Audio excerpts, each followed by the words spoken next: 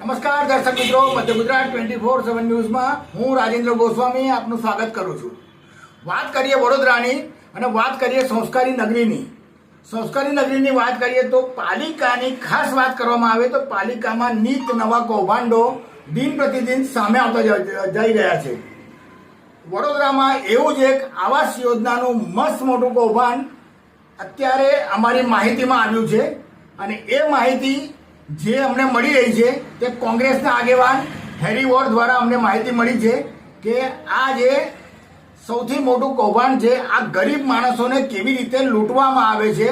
પોતાના જ મળતિયાઓને વચ્ચે રાખી અધિકારીઓની સાંઠગાંઠ સાથે આ ગરીબ માણસોને એક તો પહેલા ઘરથી બેઘર કરવાના અને બેઘર કર્યા પછી ક્યાંક એ જગ્યા પરથી હટાવવા માટે ક્યાંક જગ્યા બતાવવાની કે તમારે અહીંયા રહેવાનું છે અને એ લોકોને ત્યાંથી જગ્યા હટાવીને અહીંયા રાખવાના, એ પણ ગેરકાયદેસર રાખવાના અને એમને એવું કહેવાનું કે આ મકાનો તમને મળવાના છે અને એની પાછળ જો આક્ષેપને સાચો માનવામાં આવે તો 1.5-2 લાખ રૂપિયા પ્રતિ વ્યક્તિ પ્રતિ ગરીબ માણસ પાસેથી લેવામાં આવે છે। એવું જ એક કૌભાંડ વડોદરાના વોર્ડ નંબર 6 ના કોંગ્રેસ આગેવાન હેરી વોર્ડ દ્વારા માહિતી મળી છે। જુઓ હેરી વોર્ડ શું કહી રહ્યા છે। હા બોલો, શું કહેશો? શું કૌભાંડ છે? શું વિગત છે તમારી પાસે? બહુ ન્યાયિક તપાસ થવી જોઈએ એવું એક કૌભાંડ બીએસઓપી આવાસ યોજનાના નૂમના મકાનો, જે વર્ષોથી આવતું કૌભાંડ જ્યારે આજે મારા ધ્યાને ચડ્યું છે। તમે જુઓ કે જે ગરીબોના મકાનો, જે સોનિયાનગર તૂટી ગયો, એમાં કેટલા બધા મકાનો લોકોના ઘર વિહોણા થઈ ગયા, 3 વર્ષ સુધી લોકોને મકાન ના આપ્યા અને મસ્ત મોટું કૌભાંડ આજે મારા નજરે ચડ્યું છે। મારું દિલ હૃદય ધ્રુવી ઉઠ્યું છે। તમે જુઓ કે ત્યાં એ લોકોને મકાન નથી આપ્યા અને જે લોકોને મકાન ત્યાં 46 નંબરની સાઇટમાં આપવાના છે એ લોકો પાસે 1.5 લાખ રૂપિયા નક્કી કર્યા છે, 2 લાખ રૂપિયા નક્કી કર્યા છે। કોઈનો ડોક્યુમેન્ટ ના હોય તો 1.5 લાખ રૂપિયા, 2 લાખ રૂપિયા, કોઈનો બધા જ ડોક્યુમેન્ટ હોય તો એને 1 લાખ રૂપિયામાં આપવું।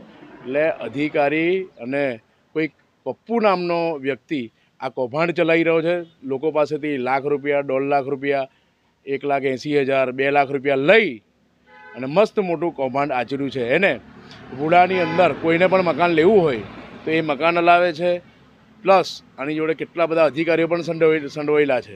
આજે જ્યારે 46 નંબરની સાઇટ પર હું જાતે ગયો તો મારા ધ્યાને ચડ્યું, લોકોએ મને કીધું, મને ત્યાં એ લોકોએ બોલાવ્યો હતો ફોન કરીને કે મારા પૈસા લઈ લીધા છતાંય આ લોકોએ અમને મકાન આપ્યા નથી।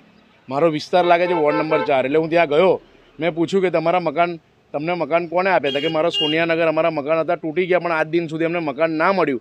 પણ કોઈ પપ્પુ નામનો વહીવટદાર એમને કચેરીમાં લઈ જઈ અને 1.5 લાખ રૂપિયામાં મકાન આપે, 50,000 રૂપિયાની પાવતી ભરાવાની ને લાખ રૂપિયાનો વહીવટ। હવે આ વહીવટ કોની પાસે જાય છે એ તપાસ કરવાની વિગત છે।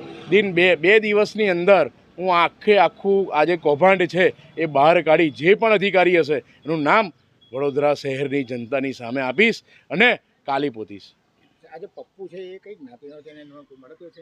એ દેવી પૂજક સમાજનો છે અને એના જ સમાજના લોકોને છેતરી રહ્યો છે। ખરેખર તો જ્યારે સોનિયાનગર તૂટ્યું હોય તો એની સામે એમને જે 50,000 રૂપિયા ભરવાના હોય એ મકાન આપી દેવાના હોય, પણ તારા ડોક્યુમેન્ટ નથી, તારું આ નથી, તો એનો વહીવટદાર, અધિકારીનો વહીવટદાર પપ્પુ લોકો પાસેથી લાખ ને 1.5 લાખ રૂપિયા ઉઘરાઈ બિચારા ગરીબ વસ્તી પાસેથી એને આગળ પહોંચાડ્યા છે। એની પણ તપાસ અમારી જોડે, એના પણ વિડીયો છે મારી પાસે, કયા અધિકારીઓ છે એના પણ નામ છે મારી પાસે, પણ હું પુરાવા સાથે 2 દિવસની અંદર ફરીવાર જાહેરાત કરીશ। ઓકે, આપનું શુભ નામ? હેરી વોર્ડ, વડોદરા શહેર યુવા કોંગ્રેસ પ્રમુખ। પૈસા તો વાંધો નહીં, ચાલો આપણે સોદો કરીએ એટલે એ વસ્તુ આખી અલગ છે। હવે એ 5-25 ખાઈ પેલા સાહેબ 5-25 ખબર, આપણે એવું વિચારીને લઈએ છીએ, આપણે રહેવાની વ્યવસ્થા થઈ જાય ને, આપણે તો આપ્યા છે આને જ ને, આને ચાલે, આપણે તો સાહેબ જોડે કોઈ લેવા દેવા 50,000 સીધા ડાયરેક્ટ બેંકમાં ભરવા જાય। બીજા કેટલા આલ્યા? 50,000 ડાયરેક્ટ બેંકમાં ભરે। ના 50 છે બીજા કેટલા? 10 એ કોને આલ્યા? પપ્પુ એ 50 ભરવા જાય તારે પપ્પુ હંગાત જ હતો। તમે એક જ લીધું કે બીજા બધા મકાન લીધા? ના એક જ, એમને આપણે તો બીજા મકાનથી મતલબ